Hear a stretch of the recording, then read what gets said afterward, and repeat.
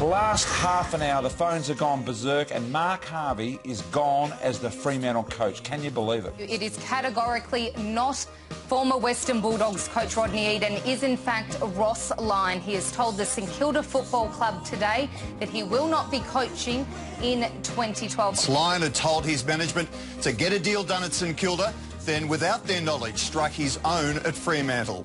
A deeply wounded Mark Harvey has been knifed in the back. The St Kilda Football Club has been rocked by the shock departure of coach Ross Lyon. Signing for 4 years, he's been headhunted by the Fremantle Dockers after the axing of Mark Harvey. A baptism of fire for Ross Lyon, who's copped a media roasting after his confirmation as Fremantle's new coach. I've been headhunted by the Fremantle Football Club and an attractive offer was put in front of me. I'm an AFL career coach. I have a young family, 3 children and a wife. They are my purpose. So as I sit here today, I hold my head high. It comes to fruition, at least part of it, on Friday night when St Kilda and Fremantle meet. David King, Chris Grant, welcome. Jared. Thanks, Jared. What's your gut feel? Well, let me, just before you take a swing, we'll just roll some of the tweets we got last night as to how this is going to play out. And, you know, in a poll it's sort of running, what, 100% one way? What do you think could and should occur? Well, King, I'm of the opinion that that man, Ross Lyon, has given St Kilda enormous service. He really has. 3 grand finals in 2 years. As of last night, I was thinking, nah, they won't do that. They won't. I think they might. I just think they might. I agree with you, the service, and I always say that. Don't boo them, thank them for giving every inch of themselves for the success of that football team. But at the same time, they turn quickly. And if they're up by 10 goals at three-quarter time on Saturday and he's walking back to the race, they will give him everything they got. You'd like to possibly see those that want to applaud him, applaud him. Those who've got nothing good to say, just sit quietly until he gets up to the box. We're not at church, mate. But, well, reality is different to theory, isn't it? Those that want to applaud him will get drowned out by those that don't. That's what's going to happen. It's going to be a wrestling crowd. It's like going to the footy with Robbo and Mike Sheen. Have you ever done that? No. Have you? The heckling on the way out is terrific. What about, so that's the human theatre. What about the practicality? Because Ross Lyon's Saints had a stranglehold over Fremantle. They rendered them impotent in some of those games on an 8-game streak.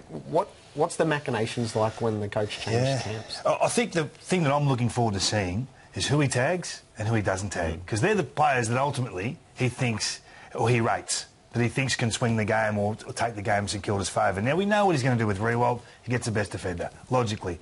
But does he go for Montagna before Del Santo? Does he think he can stop Lenny Hayes? Does he lock up Sam Fisher off a half-back flank? How does he handle all that? Like, all those things I want to see. I want to see because it'll answer more questions about St Kilda than what we're seeing under their new coach. Where does he send Ryan Crowley? Crowley's had a running withdrawal, I think, both weeks. Who would you expect Crowley to go to in the midfield? I've got my choice. As of the Bulldogs game on the weekend, Lenny Hayes. Lenny Hayes was the starter for most of their... It's hard to tag, though. Very hard to tag, but you're asking me who would try and actually stop. He was the player who actually got them going. He was the one who, at the coalface, won it off almost his own boot. You?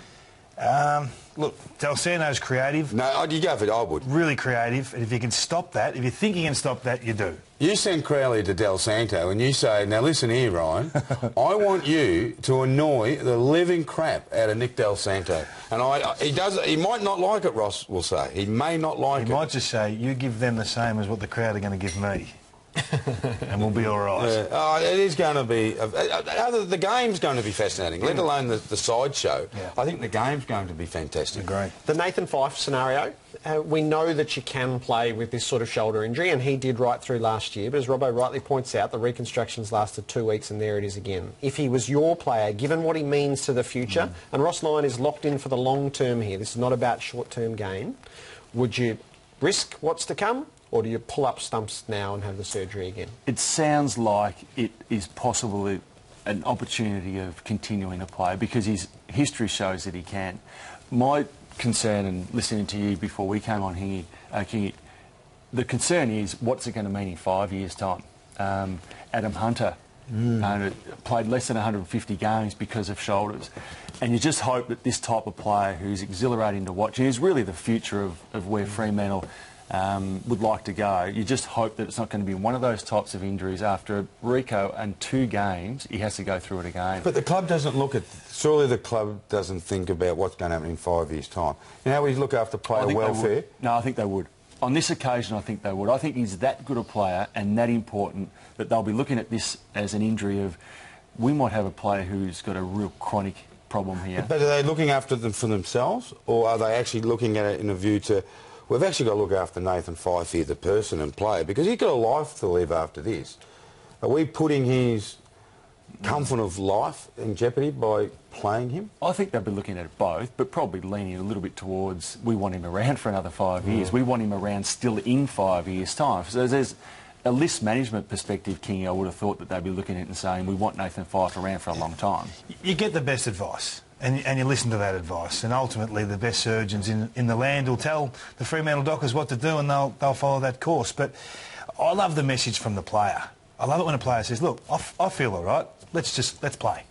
He did it last year for 21 weeks, as we were told earlier, which is terrific to hear, and I'll be surprised he doesn't do it again. It's going to be loose. We know it's going to be loose, but the way he plays for his size is out of proportion.